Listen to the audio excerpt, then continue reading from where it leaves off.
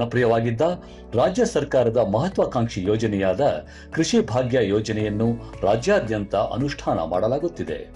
ಎಲ್ಲ ವರ್ಗದ ರೈತರು ಪ್ಯಾಕೇಜ್ ಮಾದರಿಯಲ್ಲಿ ಕ್ಷೇತ್ರ ಬದು, ಕೃಷಿ ಹೊಂಡ, ಪಾಲಿಥೀನ್ ಹೊದಿಕೆ, ತಂತಿ ಬೇಲಿ, ಪಂಪ್ಸೆಟ್ ಹಾಗೂ ಸೂಕ್ಷ್ಮ ನೀರಾವರಿ ಘಟಕಗಳನ್ನು ಸಹಾಯಧನದಡಿ ಅನುಷ್ಠಾನಗೊಳಿಸಬಹುದಾಗಿದ್ದು, ಈ ಕುರಿತು ಹೆಚ್ಚಿನ ಮಾಹಿತಿಗಾಗಿ ತಮ್ಮ ಸಮೀಪದ ಹೋಬಳಿಯ ರೈತ ಸಂಪರ್ಕ ಕೇಂದ್ರ ಅಥವಾ ತಾಲೂಕು ಸಹಾಯಕ ಕೃಷಿ ನಿರ್ದೇಶಕರ ಕಚೇರಿಯನ್ನು ಸಂಪರ್ಕಿಸಲು ಕೋರಲಾಗಿದೆ. ಇದು ಕರ್ನಾಟಕ ರಾಜ್ಯ ಕೃಷಿ ಇಲಾಖೆಯ ಪ್ರಕಟಣೆ.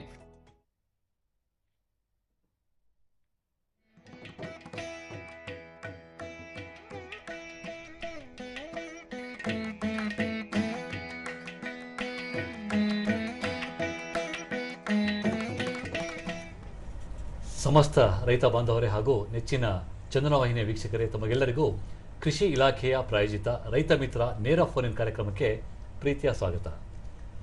ರೈತ ಬಾಂಧವರೇ, ಇವತ್ತು ನನಗೆ ದಾಸಶ್ರೇಷ್ಠ ಪುರಂದರ ದಾಸರ ಒಂದು ಕೀರ್ತನೆ ನೆನಪಿ ಬರ್ತಾ ಇದೆ. ಅದ್ಯಾವತ್ತಂದರೆ, ಮಣ್ಣಿಂದ ಜೀವ ಮಣ್ಣಿಂದ ಕಾಯ, ಮಣ್ಣು ಬಿಟ್ಟವರಿಗೆ ಆಧಾರವಿಲ್ಲ, ಮನುಕುಲದ ಪ್ರಾರಂಭ ಮಣ್ಣಿನಿಂದಲೇ, ಅಂತ್ಯವೂ ಮಣ್ಣಿನಲ್ಲಿಯೇ. ಇದು ಯಾಕೆ ಹೇಳ್ತಿದ್ದೀನಿ ಅಂತಂದರೆ, ಇವತ್ತಿನ ವಿಷಯ ನಮಗೆ ಮಣ್ಣು ಆಧಾರಿತ ಸಮತೋಲಿತ ರಸಗೊಬ್ಬರಗಳ ಬಳಕೆ ಎನ್ನುವ ವಿಷಯ ಆಗಿರುತ್ತೆ. ರೈತ ಬಾಂಧವರೇ, ಮಣ್ಣು ಉಳಿದರೆ ಮನುಕುಲ ಉಳಿಯುತ್ತೆ, ಮಣ್ಣು ನಶಿಸಿದರೆ ಸಕಲ ಜೀವ ಜಗತ್ತು, ಸಕಲ ಪ್ರಾಣಿ ಪಕ್ಷಿ ಸಂಕುಲನೇ ನಶಿಸಿ ಹೋಗ್ತಾ ಇರುತ್ತೆ. ಸೊ ಅತಿ ಹೆಚ್ಚು ಅಥವಾ ಕಡಿಮೆ ಪ್ರಮಾಣದಲ್ಲಿ ರಸಗೊಬ್ಬರಗಳ ಬಳಕೆ ನಾವು ಕೃಷಿಯೆಲ್ಲ ಒಂದು ಭೂಮಿಗೆ ಉಣಿಸಿದರೆ ಅದರಿಂದ ಹಲವಾರು ತೊಂದರೆಗಳು ಉಂಟಾಗ್ತವೆ. ಮಣ್ಣಿನ ಫಲವತ್ತತೆ ಕುಸಿದು ಹೋಗುತ್ತೆ, ಆಮೇಲೆ ಉತ್ಪಾದನಾ ವೆಚ್ಚ ಹೆಚ್ಚಾಗುತ್ತೆ. ಅಷ್ಟೇ ಅಲ್ಲ, ಇಳುವರಿ ಮತ್ತು ಗುಣಮಟ್ಟದ ಮೇಲೆ ಪ್ರತಿಕೂಲ ಪರಿಣಾಮವನ್ನು ಸಹ ಬೀರುತ್ತೆ. ಸೊ ಈ ಒಂದು ಸಮಸ್ಯೆಗೆ ವೈಜ್ಞಾನಿಕ ಮತ್ತು ಶಾಶ್ವತ ಪರಿಹಾರ ಅಂತಂದರೆ ಮಣ್ಣು ಪರೀಕ್ಷೆ ಆಧಾರಿತ ಸಮತೋಲಿತ ರಸಗೊಬ್ಬರ ಬಳಕೆ ನಾವು ಕೃಷಿಯಲ್ಲಿ ಮಾಡಬೇಕಾಗುತ್ತೆ. ಹಾಗಾಗಿ ಮಣ್ಣಿನ ಆರೋಗ್ಯ ಬಹಳ ಶ್ರೇಷ್ಠವಾದದ್ದು. ಮಣ್ಣಿನ ಸಂರಕ್ಷಣೆ ನಮ್ಮೆಲ್ಲರ ಹೊಣೆ.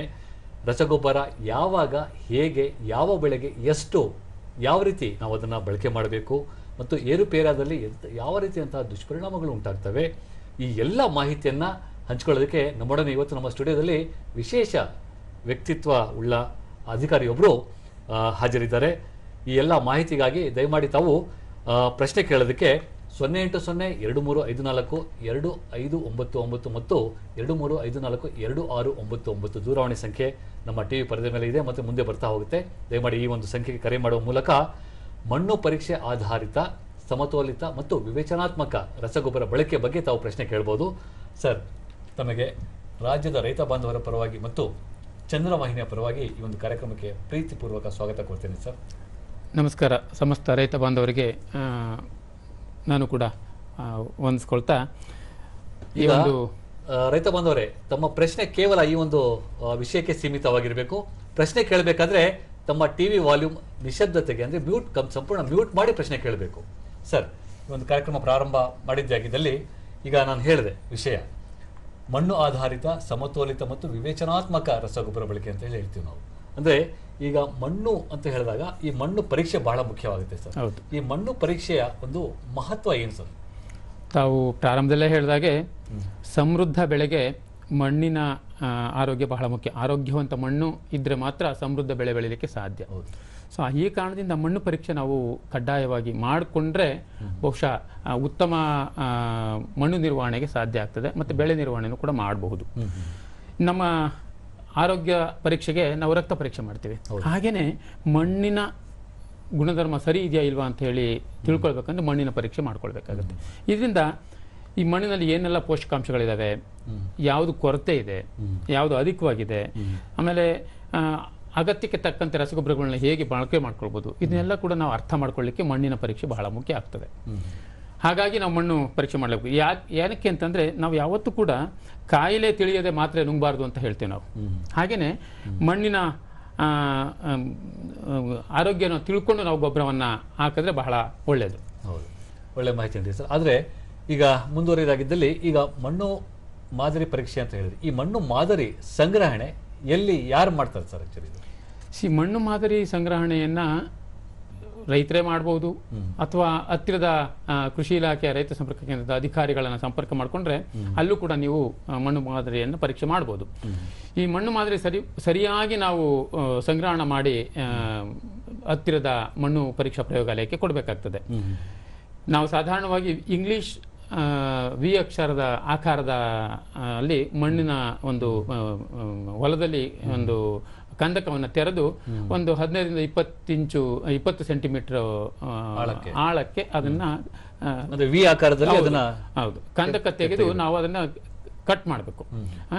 ಅದನ್ನ ಆ ಬದುಗಳ ಮೇಲೆ ಎರಡೂ ಬದಿಗಳಿಂದ ಒಂದು 2 ಇಂಚ್ ದಪ್ಪ ಮಣ್ಣನ್ನ ಪದರವನ್ನು ತಕ್ಕೊಂಡು ಒಂದು 8ರಿಂದ 10 ಕಡೆ ವಿವಿಧ ಬೇರೆ ಬೇರೆ ಭಾಗಗಳಲ್ಲಿ ಈ ಮಣ್ಣನ್ನು ಸಂಗ್ರಹಣೆ ಮಾಡ್ಕೊಂಡು ಅದನ್ನ ಅರ್ಧ ಕೆಜಿಗೆ ಕಡಿಮೆ ಮಾಡಿಸಿ ಮಿಕ್ಸ್ ಮಾಡಿ ಅರ್ಧ ಕೆಜಿಗೆ ತಂದು ಅದನ್ನ ಅರ್ಧ ಕೆಜಿ ಅಷ್ಟೇ ನಾವು ಮಣ್ಣು ಪರೀಕ್ಷಾ ಪ್ರಯೋಗಾಲಯಕ್ಕೆ ಕೊಡಬೇಕು. ವಿಶೇಷವಾಗಿ ಗಮನಿಸಬೇಕಾಗಿರೋದು ಏನಪ್ಪಾ ಅಂದ್ರೆ ನೆರಳಿನ ಜಾಗ, ಗೊಬ್ಬರದ ಗುಂಡಿ, ಆಮೇಲೆ ಬದುಗಳ ಹತ್ರ ಈ ಮಣ್ಣು ಮಾದರಿಯನ್ನು ಸಂಗ್ರಹಣ ಮಾಡಬಾರ್ದು. ಇದು ಬಹಳ ಮುಖ್ಯ. ಮಣ್ಣು ಮಾದರಿ ಸಂಗ್ರಹಣ ಮಾಡೋದು ಈ ರೀತಿ ವಿಧಾನ ಅನುಸರಿಸಬೇಕು. ಸರ್, ಒಂದು ಕರೆ ಬರ್ತಾ ಇದೆ. ವೀರರಾಜನ್ ಅವರು ಹಾವೇರಿಯಿಂದ ಕರೆ ಮಾಡ್ತಾ ಇದ್ದಾರೆ. ಆ ಪ್ರಶ್ನೆ ಏನಿದೆ ನೋಡೋಣ. Hello hello hello. ನಮಸ್ಕಾರ ವೀರರಾಜ್ ಅವರೇ. ನಮಸ್ಕಾರ ಸರ್. ಹಾವೇರಿಯಿಂದ ಕರೆ ಮಾಡ್ತಿದ್ರಿ ತಾವು. ಕೇಳಿ ಪ್ರಶ್ನೆ ಕೇಳಿ. ಹಾವೇರಿ ಸರ್, ಹಾವೇರಿ. ಪ್ರಶ್ನೆ ಕೇಳಿ. ನಮಸ್ಕಾರ ಸರ್. ನಮಸ್ಕಾರ. ಪ್ರಶ್ನೆ ಕೇಳಿ. ಟಿವಿ ವಾಲ್ಯೂಮ್ ಕಡಿಮೆ ಮಾಡಿ. ನಿಮ್ಮ ಟಿವಿ ವಾಲ್ಯೂಮ್ ಸಂಪೂರ್ಣ ಮ್ಯೂಟ್ ಮಾಡಿ. ಪ್ರಶ್ನೆ ಕೇಳಿ. ಕಡಿಮೆ ಮಾಡಿ ಸರ್, ಕಡಿಮೆ ಮಾಡಿ. ಪ್ರಶ್ನೆ ಕೇಳಿ. ಈಗ ನಮ್ಮ ಜಮೀನ ಸರ್ ಚೌಳಿ ಮತ್ತು ಬದನೆಕಾಯಿ ಕ್ಯಾಬೇಜ್ ಇದ್ದು ಅದು ಕೊಳೆ ರೋಗ ಬಹಳ ಬಾಧನ ಮಾಡಕ್ಕೆ. ಆಯ್ತು. ಆಕ್ಚುಲಿ ನಾನು ಮೊದಲೇ ಹೇಳಿದ್ದೆ, ಈ ಒಂದು ವಿಷಯ ಸಮತೋಲಿತ ರಸಗೊಬ್ಬರ ಬಳಕೆ ಬಗ್ಗೆ ಇದೆ, ಮಣ್ಣಿನ ಬಗ್ಗೆ. ಬಟ್ ನೀವು ಕೇಳ್ತಿರೋದು ಹೇಗಿದೆ? ನಿಮ್ಮ ಪ್ರಶ್ನೆ ಇದು ತೋಟಗಾರಿಕೆ ಬೆಳೆಗಳಿಗೆ ರೋಗಕ್ಕೆ ಸಂಬಂಧಪಟ್ಟಂತ ಪ್ರಶ್ನೆ ಆಗಿದೆ. ವಿಶೇಷವಾಗಿ ತೋಟಗಾರಿಕೆ ಬೆಳೆಯ ರೋಗ ನಿರ್ವಹಣೆ ಬಗ್ಗೆ ಕೇಳಿದ್ರೆ ನಾವು ಇದನ್ನ ತೋಟಗಾರಿಕಾ ಇಲಾಖೆ ಕೂಡ ಈ ಪ್ರಶ್ನೆಯನ್ನು ಕಳಿಸ್ಕೊಡ್ತೇವೆ ಹಾವೇರಿ ಜಿಲ್ಲೆಗೆ. ನೀವು ನಿಮ್ಮ ತೋಟಗಾರಿಕಾ ಇಲಾಖಾ ಅಧಿಕಾರಿಗಳನ್ನು ಸಂಪರ್ಕ ಮಾಡಿ ಇದ್ರ ಬಗ್ಗೆ ಮಾಹಿತಿಯನ್ನ ಹೆಚ್ಚು ಪಡ್ಕೊಳ್ಳೋದು ಉಚಿತ ಅಂತ ಈ ಸಂದರ್ಭದಲ್ಲಿ ಹೇಳಿಕ್ಕೆ ಇಚ್ಛೆ ಪಡ್ತೇನೆ. ಹೌದು ಸರ್, ತಾವು ಹೇಳಿದ್ರಿ ಸರ್. ಈಗ ಮಣ್ಣು ಸಂಗ್ರಹಣೆ ಬಗ್ಗೆ ಅದು ಹೇಳಿದ್ರಿ, ಅದ್ರ ವಿಧಾನ ಬಗ್ಗೆ ಹೇಳಿದ್ರಿ. ಈಗ ಪರೀಕ್ಷೆ ಮಾಡದೇ ಆಗಿದ್ರೆ ಮಣ್ಣು ಸಂಗ್ರಹಣೆ ಮಾಡಿರೋ ಮಣ್ಣನ್ನು ಎಲ್ಲೆಲ್ಲಿ ಪರೀಕ್ಷೆ ಮಾಡಿಸ್ಬೇಕಾಗುತ್ತೆ ಸರ್? ನಾವು ಯಾವ ಭಾಗದಲ್ಲಿ? ನಮ್ಮ ರಾಜ್ಯದಲ್ಲಿ ಪ್ರತಿ ಜಿಲ್ಲೆಯಲ್ಲೂ ಕೂಡ ಜಿಲ್ಲಾ ಕೇಂದ್ರದಲ್ಲಿ ಮಣ್ಣು ಪರೀಕ್ಷಾ ಪ್ರಯೋಗಾಲಯ ಅಂತ ಇದೆ. ಅದ್ರ ಜೊತೆಗೆ ಎಲ್ಲ ತೋಟಗಾರಿಕೆ ಇಲಾಖೆಯಲ್ಲೂ ಒಟ್ಟು 7 ಮಣ್ಣು ಪರೀಕ್ಷಾ ಕೇಂದ್ರಗಳಿದ್ದಾವೆ. ಹಾಗೆಯೇ ಕೃಷಿ ವಿಜ್ಞಾನ ಕೇಂದ್ರ, ಹತ್ತಿರದ ಕೃಷಿ ವಿಜ್ಞಾನ ಕೇಂದ್ರದಲ್ಲೂ ಕೂಡ ಈ ಒಂದು ಮಣ್ಣು ಪರೀಕ್ಷೆ ಮಾಡ್ಕೊಳ್ಳಿಕ್ಕೆ ಕೆಲವು ಕೃಷಿ ವಿಜ್ಞಾನ ಕೇಂದ್ರದಲ್ಲೂ ಕೂಡ ಅವಕಾಶ ಇದೆ.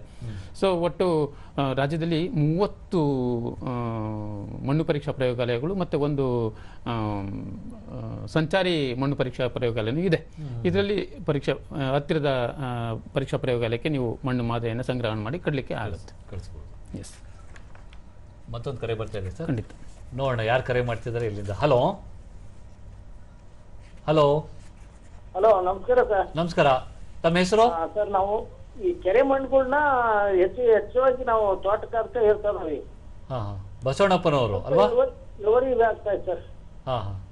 ಕೇಳಿ ಪ್ರಶ್ನೆ, ಇನ್ನೊಮ್ಮೆ ಕೇಳಿ. ಆಮೇಲೆ ಕೆರೆ ಮಣ್ಣು ತೋಟಗ ಅಂಕಲ್ ಗದ್ದೆಗಳು ಆಯ್ತು. ಮೆಕ್ಕೆಜೋಳ ಎಲ್ಲ ಚೆನ್ನಾಗಿ ಬರ್ತದವು, ತೋಟಕ್ಕೆ ಅಷ್ಟು ಯಾಕೆ ಹಿಡಿತಾ ಇಲ್ಲ.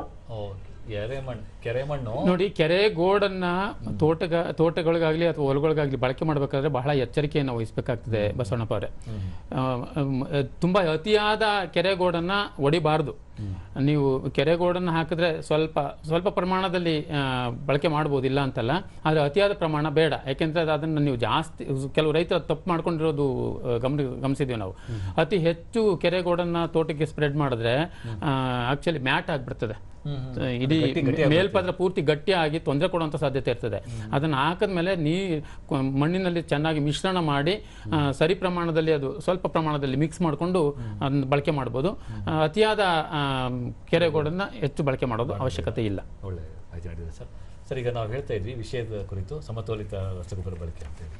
ಏನಿದೆ ಸಮತೋಲಿತ ರಸಗೊಬ್ಬರ ಬಳಕೆ ಅಂದ್ರೆ ಯಾವ ಪ್ರಮಾಣದಲ್ಲಿ ಅಥವಾ ಯಾವ ರಸಗೊಬ್ಬರ ಹೇಗೆ ಬಳಕೆ? ಏನಂದ್ರೆ ಈ ನಮ್ಮ ಮಣ್ಣಿನಲ್ಲಿ ಆರೋಗ್ಯವಂತವಾದಂಥ ಬೆಳೆ ಬೆಳಿಬೇಕು ಅಂತಂದ್ರೆ ಒಟ್ಟು 17 ಪೋಷಕಾಂಶಗಳು ಇರಬೇಕು ಅಂತ ಹೇಳ್ತೀವಿ. ಅದರಲ್ಲಿ ಪ್ರಮುಖವಾಗಿ ಮೂಲಧಾತುಗಳು ಅಂದರೆ ಇಂಗಾಲ, ಜಲಜನಕ ಮತ್ತು ಆಮ್ಲಜನಕ, ಇವನ್ನ ನಾವು ಯಾವುದು ದುಡ್ಡು ಕೊಟ್ಟು ಹಾಕೋ ಅವಶ್ಯಕತೆ ಇಲ್ಲ, ಗಾಳಿ ಮತ್ತು ನೀರಿನ ಮೂಲಕ ಸಿಗ್ತದೆ. ಹಾಗೆಯೇ ಪ್ರಧಾನ ಪೋಷಕಾಂಶಗಳು ಮತ್ತು ದ್ವಿತೀಯ ಪೋಷಕಾಂಶಗಳು ಮತ್ತು ಲಘು ಪೋಷಕಾಂಶಗಳು ಅಂತ ಒಟ್ಟು 14 ಪೋಷಕಾಂಶಗಳು ಅದರಲ್ಲಿ ಸರಿ ಪ್ರಮಾಣದಲ್ಲಿ ಇದ್ದರೆ ಉತ್ತಮ ಬೆಳೆ ಬೆಳೆಯಲಿಕ್ಕೆ ಸಾಧ್ಯ. ಮತ್ತೊಂದು ಕರೆ ಬರ್ತಾ ಇದೆ, ಮತ್ತೆ ಈ ಚರ್ಚೆಯನ್ನು ಮುಂದುವರಿಸೋಣ ನಾವು ಇವಾಗ. ನವೀನ್ ಅನ್ನೋರು ಮಾಗಡಿನ ಕರೆ ಮಾಡ್ತಾ ಇದ್ದಾರೆ. ಹಲೋ ನಮಸ್ತೆ. ನಮಸ್ತೆ ನವೀನ್ ಅವರೇ, ಪ್ರಶ್ನೆ ಕೇಳಿ.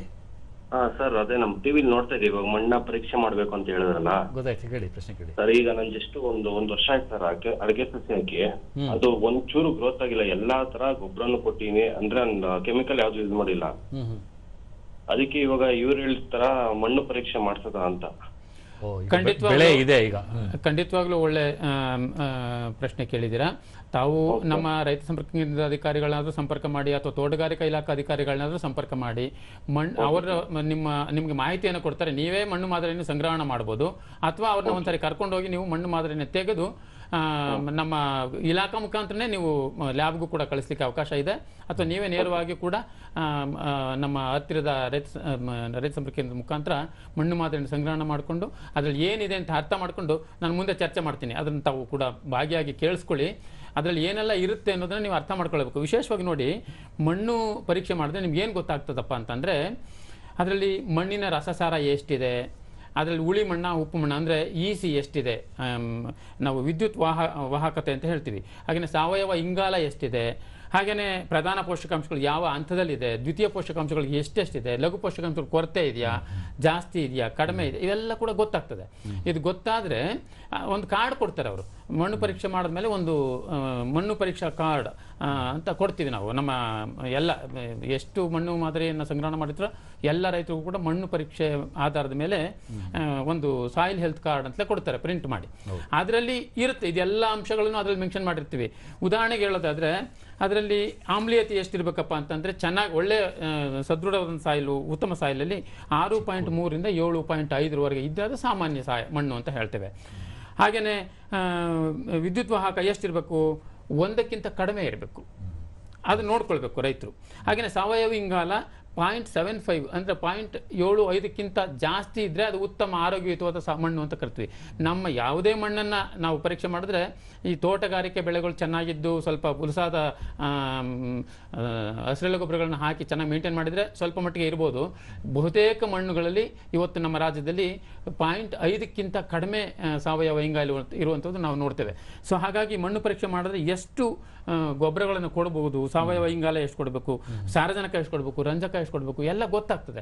ಅದರ ಆಧಾರದ ಮೇಲೆ ರೈತರು ಮಣ್ಣಿನ ನಿರ್ವಹಣೆಯನ್ನ ಮಾಡಿದ್ರೆ ಬಹುಶಃ ಉತ್ತಮ ಬೆಳೆಯನ್ನು ನಿರೀಕ್ಷೆ ಮಾಡೋದಕ್ಕೆ ಸಾಧ್ಯ ಆಗ್ತದೆ. ಮತ್ತೊಂದು ಕರೆ ಬರ್ತಿದೆ, ಗಂಗಾಧರ್ ಅವರು ಚಿಕ್ಕೋಡಿನ ಕರೆ ಮಾಡ್ತಾ ಇದ್ದಾರೆ. ಹಲೋ ಹಲೋ ಗಂಗಾಧರ್ ಅವರೇ, ನಮಸ್ತೆ, ಪ್ರಶ್ನೆ ಕೇಳಿ. ನಮಸ್ತೆ ಸರ್. ನಮಸ್ತೆ, ಕೇಳಿ ಪ್ರಶ್ನೆ. ಸರ್, ನಮ್ದು ಹೊಲದಲ್ಲಿ ಬಂದು ಬೆಳಿ ಚೆನ್ನಾಗಿ ಬರ್ತಾ ಇಲ್ಲ. ಯಾವ ಬೆಳೆ? ಈಗ ಹೊಸರ ಬೇಸಿಗೆ ಅಂದ್ರೆ ಹಿಂಗಾರು ಪಿಕ್ಕು ಗೋವಿನಜೋಳ ಹಾಕಿದ್ವಿ. ಇವಾಗ ಸೋಯಾಬೀನ್ ಹಾಕಿದ್ವಿ. ಸರಿ. ಅದು ಸೋಯಾಬೀನ್ ಬಂದು ಅಂದ್ರೆ ಉರಿ ರೋಗ ಅಂತಾರಲ್ಲ, ಅದು ಬೆಂಕಿ ರೋಗ ಅದ ಇದು ಅಂತಾರಲ್ಲ, ಬಹಳ ಆಯ್ತು. ಈಗ ಅದು ಆಯ್ತು. ಸೊ ಆ ಸಮಸ್ಯೆ ಇದೆ ಇವರಿಗೆ. ಒಂದು, ನೀವು ಮೊದಲನೇದಾಗಿ ಮಣ್ಣು ಪರೀಕ್ಷೆಯನ್ನು ಮಾಡಿಸಿಲ್ಲ ಇದುವರೆಗೆ ಅಂತಂದರೆ ಮಣ್ಣು ಪರೀಕ್ಷೆ ಮಾಡಿಸ್ಕೊಳ್ಳಿ. ಎರಡನೇದು, ರೋಗದ ಬಗ್ಗೆನೂ ಕೂಡ ಹೇಳ್ತಾ ಇದ್ದೀರಾ. ನಮ್ಮ ಅಧಿಕಾರಿಗಳಿಗೆ ನೀವು ರೈತ ಸಂಪರ್ಕ ಕೇಂದ್ರ ಅಧಿಕಾರಿಗಳಿಗೆ ಹೇಳಿದ್ರೆ ನಿಮ್ಮ ಹೊಲಕ್ಕೆ ಬಂದು ನಿಜವಾಗ್ಲೂ ಏನು ಸಮಸ್ಯೆ ಇದೆ ಅಂತ ರೋಗನೇ ಆದರೆ ಗುರುತಿಸಿ ಅದಕ್ಕೆ ಏನು ಮದ್ದು ಮಾಡಬೇಕು ಅಂತ ಹೇಳಿಕೊಡ್ತಾರೆ. ಮಣ್ಣು ಪರೀಕ್ಷೆ ಖಂಡಿತವಾಗ್ಲೂ ಮಾಡಿಸಿ ರಸಗೊಬ್ಬರಗಳ ನಿರ್ವಹಣೆಯನ್ನು ಮಾಡೋದಕ್ಕೆ ಅರ್ಥ ಮಾಡ್ಕೊಳ್ಳೋದು ಒಳ್ಳೆಯದು ಅಂತ ಈ ಸಂದರ್ಭದಲ್ಲಿ ಹೇಳ್ತೀನಿ. ಸರ್, ಈಗ ಒಂದು ಜಾಹೀರಾತು ಇದೆ, ಅದನ್ನು ವೀಕ್ಷಿಸಿ ಮತ್ತೆ ನಮ್ಮ ಚರ್ಚೆನ ಖಂಡಿತ.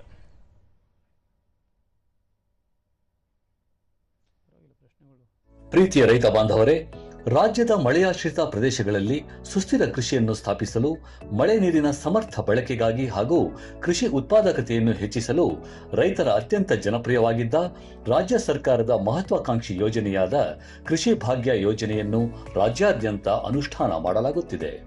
ಎಲ್ಲ ವರ್ಗದ ರೈತರು ಪ್ಯಾಕೇಜ್ ಮಾದರಿಯಲ್ಲಿ ಕ್ಷೇತ್ರ ಬದು, ಕೃಷಿ ಹೊಂಡ, ಪಾಲಿಥೀನ್ ಹೊದಿಕೆ, ತಂತಿ ಬೇಲಿ, ಪಂಪ್ಸೆಟ್ ಹಾಗೂ ಸೂಕ್ಷ್ಮ ನೀರಾವರಿ ಘಟಕಗಳನ್ನು ಸಹಾಯಧನದಡಿ ಅನುಷ್ಠಾನಗೊಳಿಸಬಹುದಾಗಿದ್ದು, ಈ ಕುರಿತು ಹೆಚ್ಚಿನ ಮಾಹಿತಿಗಾಗಿ ತಮ್ಮ ಸಮೀಪದ ಹೋಬಳಿಯ ರೈತ ಸಂಪರ್ಕ ಕೇಂದ್ರ ಅಥವಾ ತಾಲೂಕು ಸಹಾಯಕ ಕೃಷಿ ನಿರ್ದೇಶಕರ ಕಚೇರಿಯನ್ನು ಸಂಪರ್ಕಿಸಲು ಕೋರಲಾಗಿದೆ. ಇದು ಕರ್ನಾಟಕ ರಾಜ್ಯ ಕೃಷಿ ಇಲಾಖೆಯ ಪ್ರಕಟಣೆ. ಸೌಹೃದಯ ವೀಕ್ಷಕರೇ, ತಮಗೆಲ್ಲರಿಗೂ ಮತ್ತೊಮ್ಮೆ ಕೃಷಿ ಇಲಾಖೆಯ ಪ್ರಾಯೋಜಿತ ರೈತ ಮಿತ್ರ ನೇರ ಫೋನ್ ಕಾರ್ಯಕ್ರಮಕ್ಕೆ ಪ್ರೀತಿಯ ಸ್ವಾಗತ ಕೋರ್ತಾ, ನಾವು ಇವತ್ತಿಲ್ಲಿ ಮಣ್ಣು ಪರೀಕ್ಷಾ ಆಧಾರಿತ ಸಮತೋಲಿತ ಹಾಗೂ ವಿವೇಚನಾತ್ಮಕ ರಸಗೊಬ್ಬರ ಬಳಕೆ ಬಗ್ಗೆ ಚರ್ಚೆ ಮಾಡ್ತಾ ಇದ್ದೀವಿ. ದಯಮಾಡಿ ಎಲ್ಲ ರಾಜ್ಯದ ರೈತ ಬಾಂಧವರಿಗೆ ಮತ್ತೊಮ್ಮೆ ಮನವಿ ಮಾಡ್ಕೊಳ್ತಿದ್ದೀನಿ. ಸಾಕಷ್ಟು ಬೇರೆ ಬೇರೆ ಪ್ರಶ್ನೆಗಳು ಬರ್ತಾ ಇದ್ದಾವೆ ನಮಗೆ. ನಾನು ಈಗಾಗಲೇ ಹೇಳಿದಂತೆ ಮಣ್ಣು ಆಧಾರಿತ ರಸಗೊಬ್ಬರ ಬಳಕೆ, ಅದರಲ್ಲೂ ಸಮತೋಲಿತ ರಸಗೊಬ್ಬರ ಬಳಕೆ ಮತ್ತು ವಿವೇಚನಾತ್ಮಕ ಈ ಚರ್ಚೆ ನಡೀತಾ ಇದೆ. ರಸಗೊಬ್ಬರ ಬಗ್ಗೆ ಅದ್ರ ಬಗ್ಗೆ ನಿಮ್ಮ ಪ್ರಶ್ನೆಗಳು ಸೀಮಿತವಾಗಿರಲಿ ಅಂತ ಮತ್ತೊಮ್ಮೆ ವಿನಂತಿ ಮಾಡ್ಕೊಳ್ತೀನಿ. ಸರಿ, ತಾವು ಹೇಳಿ ಸರಿ, ಮುಂದುವರಿಸಿ. ಈಗ ಈ ಮಣ್ಣು ಪರೀಕ್ಷೆ ಮಾಡಿಕೊಂಡು ಸಮತೋಲನ ಗೊಬ್ಬರ ಬಳಕೆ ಮಾಡೋದು ಬಹಳ ಮುಖ್ಯ. ಈಗ ಅಸಮತೋಲಿತ ಗೊಬ್ಬರ ಬಳಕೆ ಮಾಡೋದು ಏನಾಗ್ತದೆ, ಒಂದು ಪ್ರಶ್ನೆ ನಾವು ಹಾಕೊಳ್ಳೋಣ, ನಮಗೆ ನಾವೇ ಹಾಕೊಂಡ್ರೆ. ಉದಾಹರಣೆಗೆ ಬಹುತೇಕ ರೈತರು ಯೂರಿಯಾ ಗೊಬ್ಬರವನ್ನು ಯಥೇಚ್ಛವಾಗಿ ಬಳಕೆ ಮಾಡೋದು ನೋಡ್ತಾ ಇದ್ದೀವಿ ನಾವು. ಅದರಲ್ಲಿ ರಂಜಕ ಮತ್ತು ಫಾಸ್ಫರಸ್ ಅಂಶವನ್ನು ಹೆಚ್ಚು ಬಳಕೆ ಮಾಡೋದೇ ಇಲ್ಲ, ಬರೀ ಯೂರಿಯಾ ಬಳಕೆ ಮಾಡ್ತಾರೆ. ಅದರಿಂದ ಏನಾಗ್ತದೆ, ಬೆಳೆಗಳು ಲೀಲಾಜಾಲವಾಗಿ ಬೆಳೆದು ಬಿಡ್ತವೆ, ಮತ್ತು ಅದು ಬೇಗ ನೆಲ ಕಚ್ತವೆ, ಅಂದರೆ ಲಾಡ್ಜಿಂಗ್ ಅಂತ ಹೇಳ್ತೀವಿ. ಜೊತೆಗೆ ಈ ಮಣ್ಣಿನ ಫಲವತ್ತತೆ ಹಾಳಾಗೋದಲ್ಲದೆ ಹೆಚ್ಚು ಹಣ ಕೂಡ ಖರ್ಚು ಮಾಡುವಂಥ ಸಾಧ್ಯತೆ ಇರ್ತದೆ. ಜೊತೆಗೆ ಈ ಲಘು ಪೋಷಕಾಂಶಗಳ ಬಗ್ಗೆ ಹೆಚ್ಚು ಆಸಕ್ತಿಯನ್ನು ತೋರಿಸೋದಿಲ್ಲ. ಅಂದರೆ ನಮ್ಮಲ್ಲಿ ಈಗ ಸಾವಯವ ವಸ್ತುಗಳನ್ನು ಹೆಚ್ಚು ಸೇರಿಸದೇ ಇರೋದ್ರಿಂದ ಮಣ್ಣಿಗೆ ಬಹುತೇಕ ಮಣ್ಣಿನಲ್ಲಿ ಲಘು ಪೋಷಕಾಂಶಗಳ ಕೊರತೆ, ವಿಶೇಷವಾಗಿ ಸತುವಿನ ಕೊರತೆ ಇರ್ಬೋದು, ಅಥವಾ ಬೋರಾನ್ನ ಕೊರತೆ ಇರ್ಬೋದು, ಐರನ್ ಅಂಶ ಕೊರತೆ ಇರ್ಬೋದು, ಕಾಪರು, ಮ್ಯಾಂಗನೀಸ್, ಇವೆಲ್ಲ ಕೊರತೆಗಳನ್ನ ನಾವು ನೋಡ್ತಾ ಇದ್ದೇವೆ. ಬರೀ ಸತುವಿನ ಕೊರತೆ ಅಥವಾ ಬೋರಾನ್ ಕೊರತೆ ಇದ್ರೆ ಕಾಳು ಕಟ್ಟೋದಿಲ್ಲ. ನಮ್ಮ ರೈತರು ಹೆಚ್ಚು ಖರ್ಚು ಮಾಡಿ ಉತ್ಪಾದನಾ ವೆಚ್ಚವನ್ನು ಜಾಸ್ತಿ ಮಾಡ್ಕೊಳ್ಳೋದು ಉಂಟು. ಆದರೆ ಬೋರಾನ್ ಅಂಶ ಕೊರತೆ ಇದ್ರೆ ಅಥವಾ ಸತುವಿನ ಅಂಶ ಕೊರತೆ ಇದ್ರೆ ಕಾಳೆ ಕಟ್ಟೋದಿಲ್ಲ, ಉಸಲಾಗಿ ಬೆಳೆದಿರ್ತದೆ ಬೆಳೆ, ಅದರಿಂದ ಪ್ರಯೋಜನ ಏನು? ಸೊ ಹಾಗಾಗಿ ಸಮತೋಲನ ಗೊಬ್ಬರ ಬಳಕೆ ಮಾಡೋದ್ರ ಬಗ್ಗೆ ಅರ್ಥ ಮಾಡಿಕೊಂಡು ಸಾವಯವ ವಸ್ತುಗಳನ್ನು ಸೇರಿಸೋದ್ರ ಮೂಲಕ ಉತ್ತಮ ಮಣ್ಣಿನ ನಿರ್ವಹಣೆ ಬಹಳ ಮುಖ್ಯ ಆಗ್ತದೆ. ಮತ್ತೊಂದು ಕರೆ ಬರ್ತಿದೆ ಸರ್, ಶಿವಮೊಗ್ಗದಿಂದ ದಾನಮ್ಮ ಅವರು ಕರೆ ಮಾಡ್ತಾ ಇದ್ದಾರೆ. ಹಲೋ. ಹಲೋ, ನಮಸ್ತೆ ಸರ್. ನಮಸ್ಕಾರ ದಾನಮ್ಮ ಅವರೇ, ಪ್ರಶ್ನೆ ಕೇಳಿ. ಶಿವಮೊಗ್ಗದಿಂದ ಮಾತಾಡ್ತಾ ಇದ್ದೀವಿ. ಪ್ರಶ್ನೆ ಕೇಳಿ. ನಾವು ಮಣ್ಣಿನ ಪರೀಕ್ಷೆ ಮಾಡಿಸಿದ್ವಿ ಸರ್, ನಮ್ದು ತೋಟ ಇದೆ, ಗಿಡಗಳು ಚೆನ್ನಾಗ್ ಬರ್ತಾ ಇಲ್ಲ, ಕೊಳೆ ರೋಗ ಬರ್ತಿದೆ, ನೋಡೋಣ ಅಂತ ಮಣ್ಣು ಪರೀಕ್ಷೆ ಮಾಡ್ಸಿದ್ವಿ. ಯಾವ ಗಿಡ ಇದೆ? ಅಡಿಕೆ ಬೆಳೆ ಇದೆ. ಅವ್ರು ಹೇಳಿದ್ರೆ ಸಾವಯವ ಗೊಬ್ಬರ ಹಾಕಿ, ಕೊಟ್ಟಿಗೆ ಗೊಬ್ಬರ ಅಂತ ಹೇಳಿದ್ರು. ಆದ್ರೆ ಹಾಕಕ್ಕೆ ನೀರಿನ ಸಮಸ್ಯೆ ಇದೆ ಸರ್, ಇಲ್ಲ ತುಂಬಾ ನೀರ್ ಪ್ರಾಬ್ಲಮ್ ಆಗತ್ತೆ. ಈ ಸರಿ ಮಳೆ ಬೇರೆ ಕಮ್ಮಿ ಇದೆ. ಈ ಕೊಟ್ಟಿಗೆ ಗೊಬ್ಬರ ಹಾಕೋದ್ರಿಂದ ಏನಾದ್ರು ಉಷ್ಣಾಂಶ ಜಾಸ್ತಿಯಾಗಿ ಹಳ್ಳು ಉದುರೋದು ಆತರ ಏನಾದ್ರು ಸಮಸ್ಯೆ ಇರ್ಬೋದಾ, ಅಥವಾ ಹಾಕ್ಬೋದಾ, ಏನು ತೊಂದರೆ ಆಗಲ್ವಾ ಅಂತ ಹೇಳ್ತೀನಿ.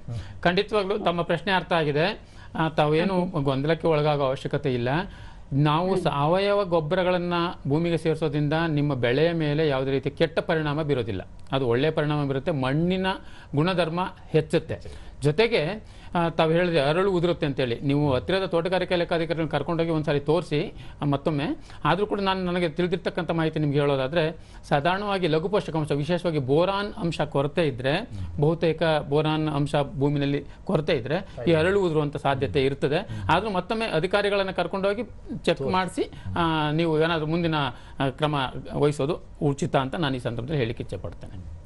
ಸರ್, ಇವಾಗ ತಾವು ಹೇಳ್ತಿದ್ರಿ ಅಸಮತೋಲಿತ,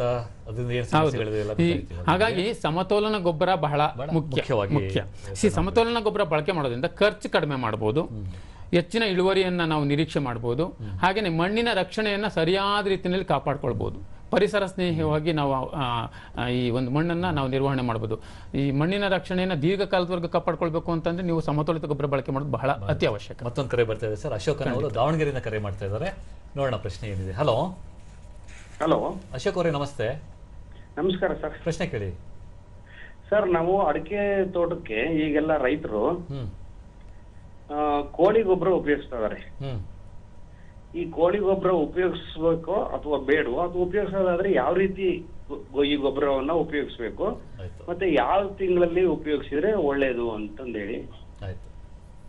ಖಂಡಿತವಾಗ್ಲೂ ನಿಮ್ಮ ಪ್ರಶ್ನೆ ಅರ್ಥ ಆಗಿದೆ.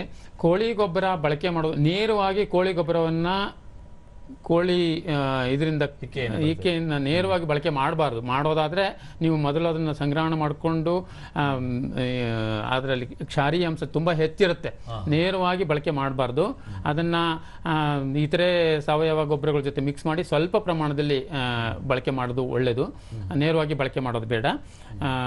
ಏಕೆಂತಂದರೆ ಬಹುತೇಕ ರೈತರು ಅದನ್ನು ಹಾಕಿ ಸುಟ್ಟೋಯ್ತು ಬೇರೆ ಸುಟ್ಟೋಯ್ತು ಅಂತ ಹೇಳುವಂಥದ್ದನ್ನು ನಾವು ಕೇಳಿದ್ದೇವೆ. ಸೊ ಹಾಗಾಗಿ ಅದು ಬಳಕೆ ಮಾಡೋದಕ್ಕಿಂತ ಮೊದಲು ಎಚ್ಚರಿಕೆಯನ್ನು ವಹಿಸಬೇಕಾಗ್ತದೆ, ಇದು ನೆನಪಿರಲಿ. ಮತ್ತು ಇತರೆ ಸಾವಯವ ಗೊಬ್ಬರಗಳ ಜೊತೆ ಮಿಕ್ಸ್ ಮಾಡಿ ಕಡಿಮೆ ಪ್ರಮಾಣದಲ್ಲಿ ಮಾಡ್ಬೋದು, ಅದ್ರ ಬಗ್ಗೆ ನೀವು ಸ್ವಲ್ಪ ಗಮನ ಹರಿಸಬೇಕು.